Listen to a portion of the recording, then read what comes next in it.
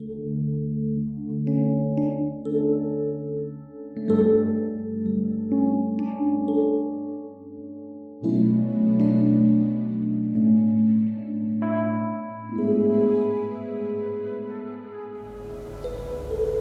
pagi, selamat berjumpa kembali.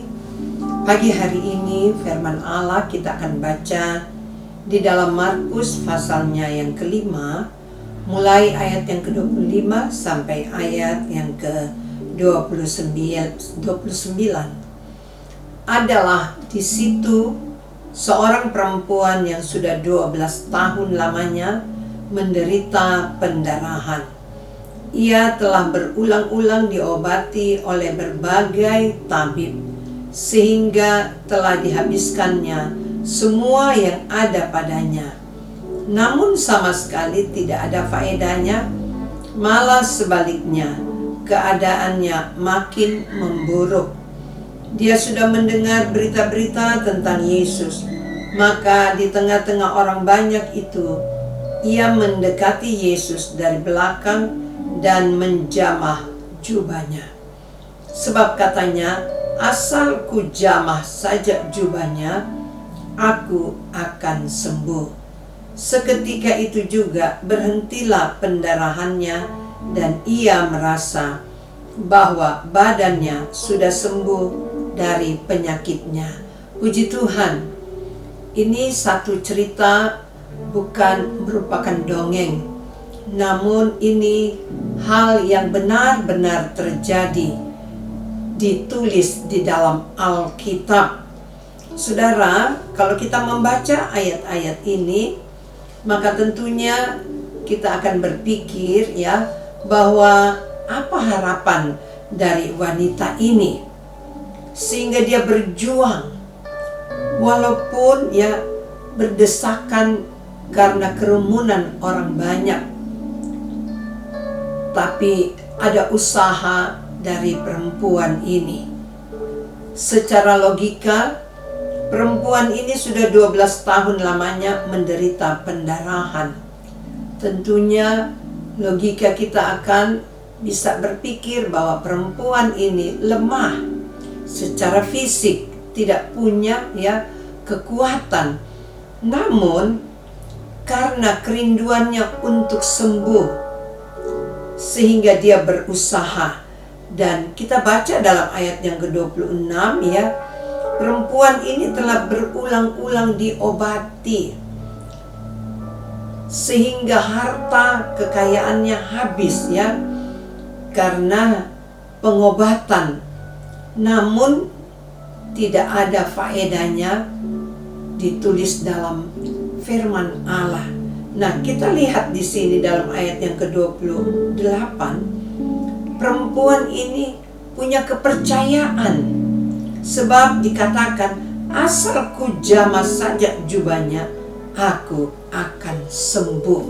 Saudara-saudara, iman selalu berhubungan dengan kebenaran firman Allah. Sedang pikiran berhubungan dengan fakta situasi di sekitar.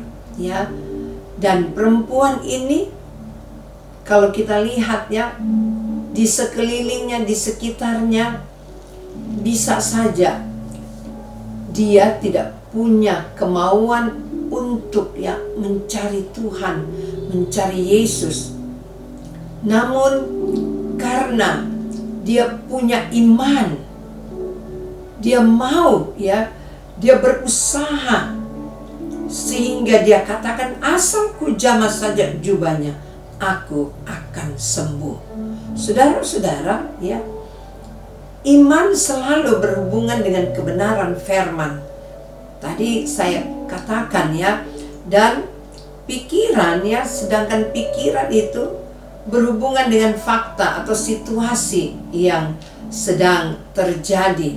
Jadi saudara-saudara, perlu kita ketahui bahwa iman ya tidak meniadakan fakta situasi di sekitar kita, tetapi iman hanya menolak fakta situasi itu. Seperti perempuan ini ya, dia menolak fakta situasi yang sebenarnya. Dan iman, sekali lagi saya katakan, tidak meniadakan fakta situasi di sekitar kita, ya. Karena memang itu terjadi. Namun ya, iman, orang yang berjalan dengan imannya, ya, akan menolak fakta atau situasi yang terjadi. Seperti perempuan ini, ya. Dalam Amsal pasal 3 ayat 5 dikatakan, percayalah kepada Tuhan dengan segenap hatimu dan janganlah bersandar kepada pengertianmu sendiri. Ini yang harus kita lakukan. Karena ketika kita menghadapi fakta atau situasi, pikiran kita bisa berubah. Namun, mari kita belajar dari perempuan ini yang 12 tahun ya mengalami pendarahan. Tapi karena perempuan ini ya, dia beriman sungguh. Iman bekerja sesudah ada tindakan. Ia bertindak walaupun di kerumunan orang banyak, tapi dia bertindak. Saudara-saudara, mari ya kita selalu mau menguasai hidup kita dengan yang dapat mengendalikan situasi kondisi yang ada.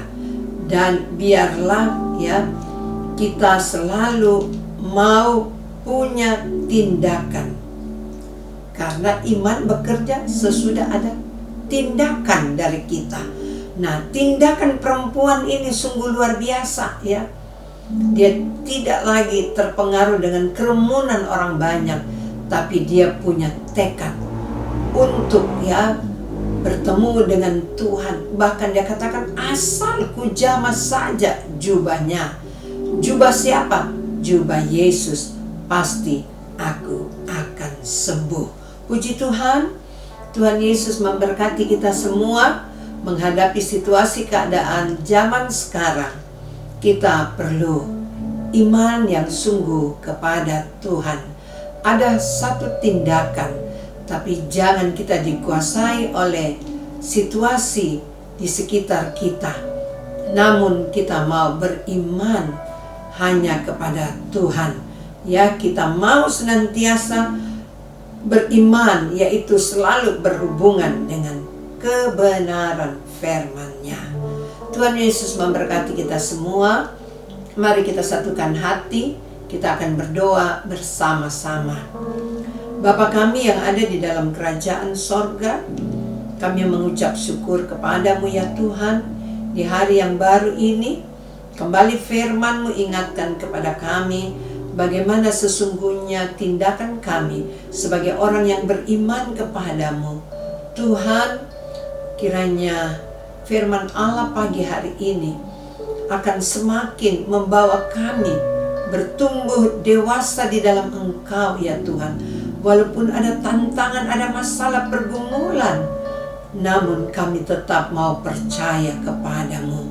Tuhan, tolong kami semua dengan kuasa Roh Kudus-Mu, memampukan kami untuk menghadapi masalah, godaan dunia, bahkan tekanan sekalipun. Kami percaya bahwa kuasa Tuhan jauh lebih besar yang selalu Engkau berikan kepada kami semua. Tuhan, tolong umat-umat-Mu ya Tuhan, yang pergi bekerja, membuka usaha, bahkan dalam pendidikan mereka. Engkau selalu membuat mereka berhasil. Biarlah kami selalu hidup takut kepadamu, berjalan senantiasa sesuai kebenaran firman-Mu. Terima kasih ya Tuhan, terpuji hanya bagi nama-Mu, di dalam nama Tuhan Yesus Kristus. Haleluya. Amin. Puji Tuhan, Tuhan Yesus memberkati kita semua.